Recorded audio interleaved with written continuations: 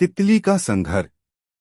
एक बार एक आदमी को अपने गार्डन में टहलते हुए किसी टहनी से लटकता हुआ एक तितली का कोकून दिखाई पड़ा। अब हर रोज वो आदमी उसे देखने लगा और एक दिन उसने नोटिस किया कि उस कोकून में एक छोटा सा छेद बन गया है। उस दिन वो वहीं बैठ गया और घंटों उसे देखता रहा। उसने देखा कि तितली उस खोल से बाहर निकलने की बहुत कोशिश कर रही है, पर बहुत देर तक प्रयास करने के बाद भी वो उस छेद से नहीं निकल पाई और फिर वो बिल्कुल शांत हो गई, मानो उसने हार मान ली हो। इसलिए उस आदमी ने निश्चय किया कि वो उस तितली की मदद करेगा। उसने एक कैंची उठाई और कोकून की ओपनिंग को इतना बड़ा कर दिया कि वो तितली आसानी से बाहर निकल सके।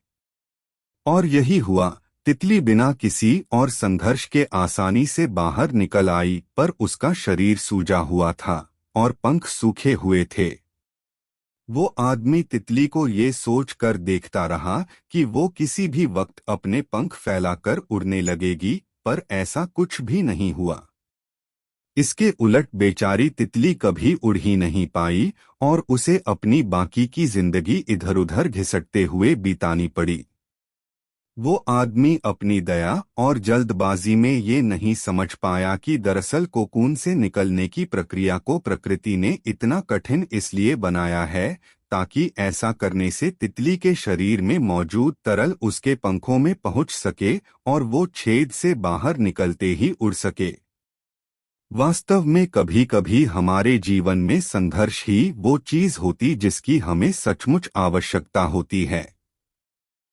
यदि हम बिना किसी स्ट्रगल के सब कुछ पाने लगे तो हम भी एक अपंग के समान हो जाएंगे। बिना परिश्रम और संघर्ष के हम कभी उतने मजबूत नहीं बन सकते जितना हमारी क्षमता है।